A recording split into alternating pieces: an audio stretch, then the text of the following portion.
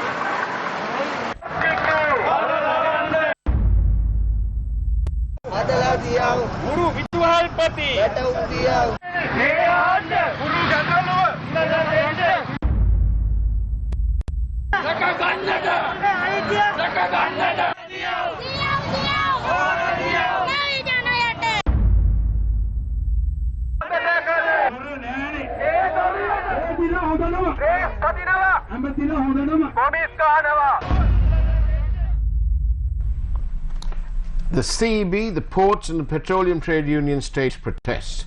The Railway General Employees Union engaged in a demonstration. The nursing staff attached to the Dambulla Base Hospital staged a protest. Bank employees engaged in a protest at the Kolpiti Junction. Parents of students joined the struggle against the salary anomalies of teachers and principals. A protest was organized in the Kegal town yesterday, demanding the government provide solutions to the rising cost of living and the fertilizer crisis and the teacher principal salary issue. Farmers continue to feel the brunt of the blow of the fertilizer shortage in the country. Farmers gathered in Hasalaka and demanded for solutions to these issues. And the National Federation of Tea Smallholders marched from Pascoda in Mathura to the Pascoda town. My guest this evening is Dr. Harini Amarasuriya. Very good evening to you, Doctor. Good evening, Faraz. What's going on in our country then? Well, the protests that you're seeing, I think, are indicative of the general mood in the country right now. We also have the budget coming up. Yes. Budget is due to be presented on the 12th of November, so this is anyway a time when various sectors will raise their demands with the government in power. But I think we see right now a sort of a wave of protests because there are several critical issues that the country is facing, particularly in our economy. Cost of living is becoming almost unbearable. There's been no parallel raise in incomes. Also, for people who've been hit hard by COVID, managing this increasing cost of living is becoming very, very difficult. You see this, there are shortages of essential goods. Today I saw queues of people waiting to get kerosene because many households shifted to cooking with kerosene because of the gas price hike. As a result, now there's a shortage of kerosene. So these are sort of very immediate and sensitive issues for most households. Then we have the ports and the power sector protesting various deals that the government has got into, the Yugadanavi energy issue. Then, of course, with the farmers, now for several months there's been a huge crisis in relation to access this sort of overnight switch that the government directed to switch to organic farming, which has been affecting the tea sector, the general agriculture sector. So there are, I mean, I think it is very indicative of the multiple crises that the country is facing right now, and the inability of the government to respond satisfactorily to any one of those.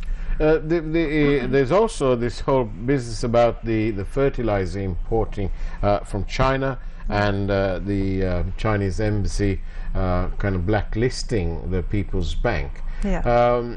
But you know, if you look at it in the cold light of the day, then the bank were given certain set of instructions, and if the other side have complied with those documentation, then the bank must pay, and therefore, but of course now we have a court telling order. the bank not to pay. But all of this sort of indicates to me in this respect that the importer didn't know what they were doing. Otherwise, surely the Chinese wouldn't have sent things with. No, absolutely. Because I think the issue here is that when we placed an order with the company, and we allowed the importer to open a line of credit, we have done so without really ensuring that the product meets the needs of the requirements and is up to a particular meets the required standards. Indeed. Right? So you open the line of credit, place the order, then get the fertilizer tested, which fails the test, right? And then I mean, in any other country, and especially in our neighboring India, the minister in charge of this matter should have resigned. Would have resigned. Yes. I remember some years ago there was a train accident, a huge collision, and that was nothing to do really directly impacting on the minister, but the minister in charge resigned. Well, absolutely, Faraz, but the problem here is that this whole policy has been a mess, right? To this day, I think all of us are struggling to understand the basis on which the president made this decision that we were going to switch suddenly from chemical fertilizer dependent agriculture to an organic agriculture model. It goes against his very own policy, stated policy in his manifesto, which says that there's a systematic shift, and that is perfectly acceptable and something that we should all support. The problem here came when overnight he banned fertilizer. But surely, I know that it's, everything is under the hand of the president. But surely there must have been some officials who have ill-advised him. Who's doing this? No, so this is I think the underlying crisis that I think we also we should also pay attention to is, in fact, we are now reaping the benefits of the 20th Amendment, which gave and the 2/3. Well, not even the 2/3, because this seems to be purely a decision taken by the executive, right? And the government and the ministers are scrambling to justify and to manage this decision. Right, so what it is showing is now we have a president who seems to be making decisions independently of the cabinet and of the parliament, and is not accountable to either. Right, so when that happens, I mean, it's very clear by the sort of the way in which the rest of the government is sort of frantically trying to respond to these decisions. Right, because if it was a systematic, thought out, planned intervention, then the ministry officials and the minister would not have to kind of make things up as they are going along, which is what is happening now, right? So anybody knows that the Maha season starts at this time, right? That these amounts of fertilizer is required. This is what happens during this period. We all know this. The Ministry of Agriculture definitely knows all this, right? So if there was a plan, then orders, we should have predicted that we were not going to produce enough organic fertilizer to meet the requirements for the Maha season. Then you have to have in place this appropriate alternative, that is Plan B. Yes, Plan B, that is already tested and approved. You can't sort of suddenly scramble. But Plan B... there was no Plan B. There was no Plan A. Well, do you think that the minister, Mindananda Anutgamage, is responsible for this? Because, I say because, the agriculture officials have been doing this job for a long time, much longer than the minister has been in office. And of course they're burning effigies of him all over the place. Yeah, because he is not listening to his officials. How many resignations have we seen in the Ministry of Agriculture during the past several So months? why is this tough president not taking any action against his errant ministers? Why doesn't he sack them? Because he thinks that the president thinks that his decision is right and that it's not being implemented because people are... Whose decision is right? That the president's decision is right. No, I'm Otherwise, saying why is the minister not listening to his officials? Minister is only supposed to be. But the minister, but that's the point. But that's the point, right? The minister is now accountable only to the president. I think Minister Mahindananda Alutgamage is hell bent on obeying the instructions of the president, even if it means going against the opinions of his ministry, opinions of experts, of academics, of the farmers who are directly facing the brunt of all of this, right? And you can see other ministers also scrambling to kind of justify all the whole mess, which is ridiculous. Dr. Harini, tell me please, has your party gone to the farming community firsthand and found out if this is all true? Yes, as you know, Anurakumara Dissanayake was at one point the Minister of Agriculture, and he's very aware of what is required and needed, right? And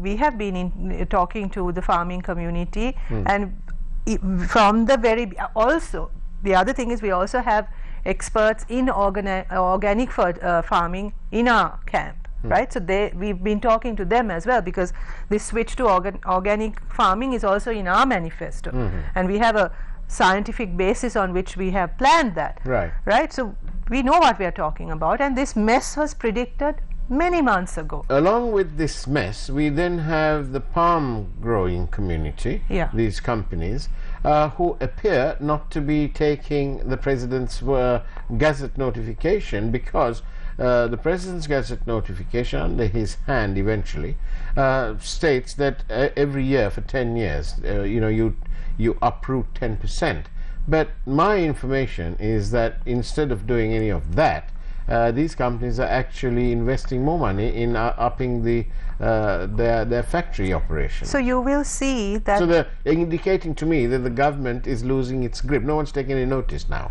No, no one's taking notice, certainly, but also this government is you will see that there are the companies, the bigger players are benefiting far more, and the government seems sort of willing to put the risks of lives of ordinary people at risk. Right? But isn't that political suicide? It absolutely is, because now you recently saw, I heard one of the ministers, Minister for Land, I think, telling the farming community that this is an experiment. You don't experiment with people's livelihoods. You experiment, then you select a small area and you select a group of people, and you have scientists doing the experiment. You don't experiment on people. Then you have another minister saying, if there's not enough rice, eat manioka. Right? I mean, this is indicative of a government just losing grip completely. As a upstanding and outspoken member of the opposition, which is also part and parcel of having a robust democracy, have you made any attempt to speak directly with the president? Because after all, it is he who's in power. For us, the president is refusing to talk to the members of his own coalition. Do you think he's going to talk to us? He may do. He may want you to cross over.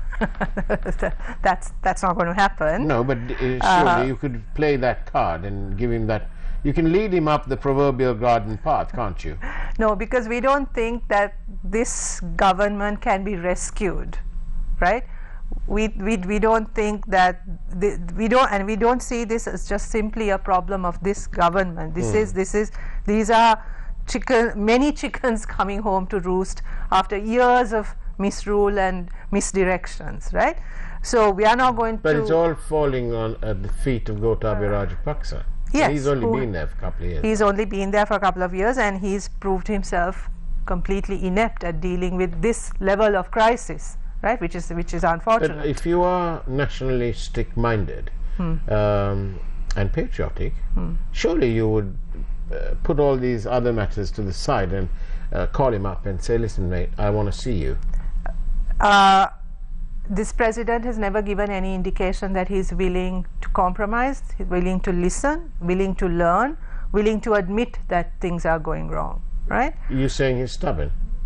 Yes, I'm saying he's stubborn, and I'm also saying he has very little insight into his own limitations. Or are you saying that he has a single-minded focus on what he wants to achieve? No, I don't think he has a single-minded focus, because if he has a single-minded focus, you would also know what you're talking about, right? And he doesn't seem to know what he's talking about. So I think it's stubbornness and a very sort of limited comprehension of what is going on. So I mean, it's not personal. It's not. It's not impersonal. It's nothing personal. It's nothing personal. On that note, let's go for a short break, and when we come back, we'll be back in conversation with Dr. Harini Amarasuriya from the JVP. See you on the other side. From the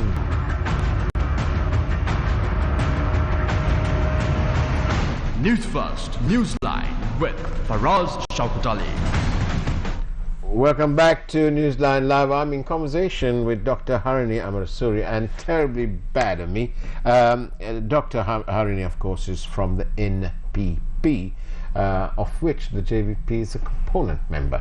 I'm sorry about that, and here you are, I've corrected it. Now then, Dr. Harini, the prices of essential goods are going up. Yes. They have recently, just in the day or so, remove the control price for sugar.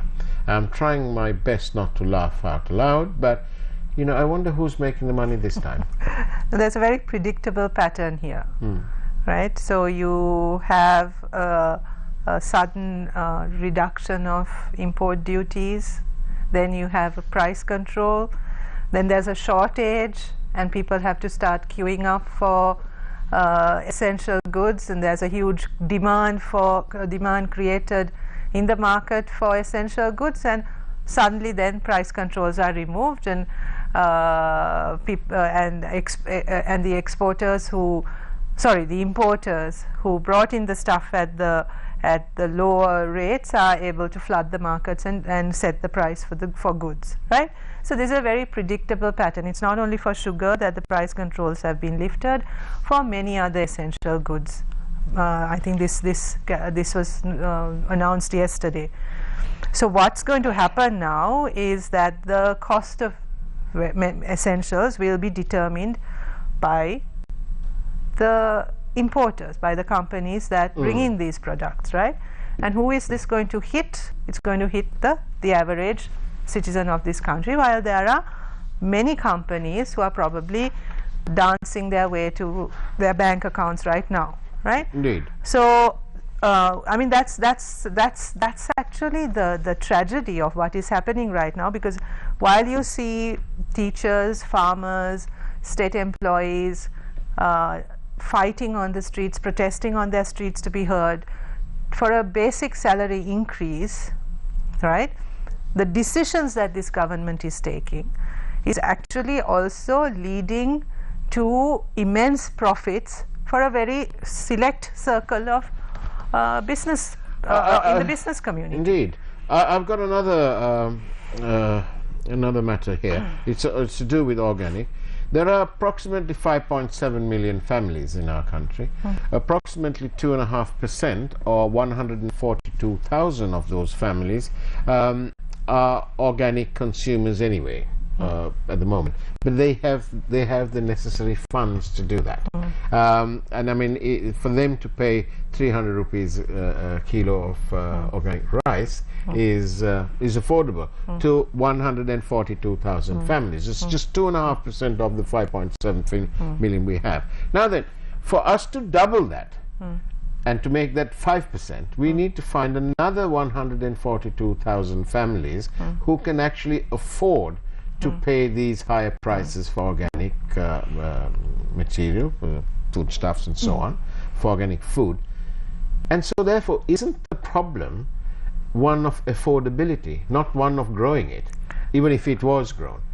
To just double it, you know, from 142,000 families to make it 284,000, you need to find another 142,000 people who can actually afford this 300 rupees for rice or whatever it is.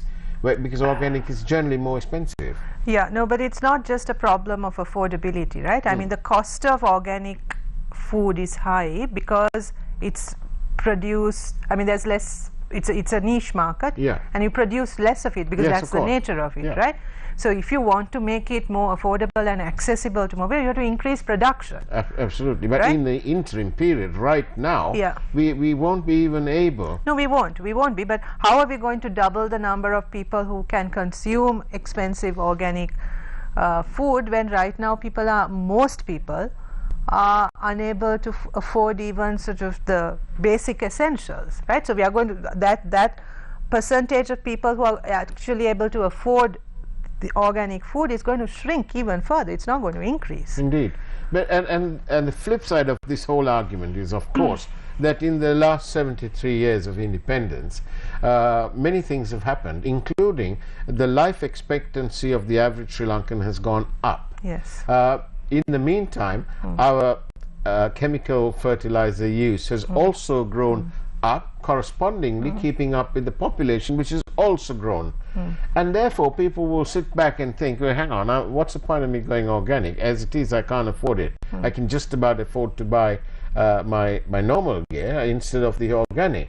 And so people will think, what's the point? We're living longer for a variety of reasons. I'm not only saying it's because of the fertilizer. What do you have to say about that? This is I mean, what you're talking about is a bigger problem than just affordability, and it's actually a problem of food security, nutrition, all of these things, right? Now you will find that bad eating habits are quite prevalent among the poorest in any society, not because they don't know better, but because some of the most unhealthy food is what is most affordable, right? So now take, for instance, even you take your average bhat packet, right? You will have a huge amount of rice and very little vegetable, very little protein, right? So you fill your stomach up with the carbohydrates, which is very bad for your health, right?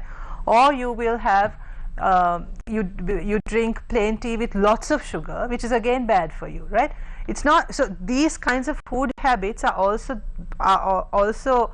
very prevalent because of the cost of nutritious food. So eating nutritious food is also becoming a luxury. Eating a well-balanced diet is becoming a luxury. I mean, mung atta, which is, sort of one of the most nutritious breakfast cereals you can find. Do you know how much a kilo of mung atta is now? It's almost 1,000 rupees, right? 1,000 rupees for a kilo of mung atta. Right? How many people can afford this? Right? So the consequence of these sort of bad judgment calls on food production and on agriculture is directly affecting the health of our people. 10 parties, I believe 10 or maybe 11 parties, all got together and opposed the Kerawala Pitya sale of the shares to an American company and so on. Now then, similar to that, why can't the entire opposition get together and take this forward and fight it? Because as this person says on a message to us here, is there any purpose in talking about all the current situations, as it looks to be that the government is adopting a stubborn stand on all matters, which is becoming worse day by day, and the burden on the people is becoming unbearable? Why don't all parties get together and plan a radical way out without any further delay? I think the key word there is a radical way out, right? So there's we can all come together if we agree on the radical changes that are necessary, because we think as the NPP that nothing short of a very radical change is going to get us out of this mess. Why don't you lead the call for a joint opposition? Well, we will be presenting our policies and our immediate solutions, our solutions to some of these immediate problems very soon. And anyone who comes on board with us and is agreeable to those suggestions, or who wants to discuss more with us, we are not saying we have the final word on everything. We are more than happy to have those discussions. But there has to be agreement that this country needs a radical course correction. It is not sort of making this system less bad, or sort of making it a little, putting a bandage here and stopping a leak there, and it's not that. This requires a severe reorganization from top to bottom. The other thing is that we really have to do something about the corruption and the absolute sort of the sort of lack of accountability, right? Especially when it comes to financial matters. And then I think we have to be really careful who we engage with, because there are so many in power and out of power right now who are tainted by those corruption scandals. We can't we can't be an anti-corruption political movement and then get together with those who have been tainted in corruption scandals and say we are going to change this country for the better. We can't do that. But you're not answering my question. Why can't all the opposition for the reasons together? That's They must get together. You must forget about all the other things. No, we cannot forget. One of the things that we pledge to do is that we will hold those who've robbed this country accountable. Oh, I'm not asking you to forget that at all. So then we can't sit at the same table with those people that we are going to hold accountable, right? We can't go for a change. Talking about that, I think I've got 3 minutes here. Very people. I've got about 3 minutes. Talking about that, I mean, isn't it a serious worry, shall we put it mildly, that the Attorney General's Department that made the indictments against various people is now the same Attorney General's Department that's gone out to court and said, oh, you know what, we're going to withdraw this indictment. Yeah, that's now what is going on there? Yeah, that is a very, very serious issue, and I don't think we can discuss it in 2 minutes, the 2 minutes that's left to us. But I mean, that's a huge problem, right? Because here, I mean, cases are filed by the Attorney General based on the evidence that is there, right? And it's not sort of a random decision that is made. It's the Attorney General's department. There's a process. Yeah. They take responsibility for that. Now, some of the cases that are being withdrawn right now are cases that were filed when the current Chief Justice was the Attorney General, right? So what are we to make of this? How are we to make sense of this situation? I mean, it's clearly all being influenced by political forces, right? I mean, that's the only conclusion that we can come to, right? And that again goes back to what I said right at the beginning, the 20th Amendment, where the separation of powers, where the independence of the judiciary was severely compromised by the 20th Amendment, and now we are seeing the results of that, right? Dr. Harini, thank you very much for being on Newsline Live. You're welcome. It's frustrating what's going on in our country. It's frustrating, but you can change it. The opposition ought to get together. We are happy to get together with anyone who's willing to come on board with us and who also will join our pledge for eradicating corruption in this country. Thank you very much for watching Newsline Live. It's now time for the primetime news from News First. Take care, have a great evening ahead of you, and as always, God bless you.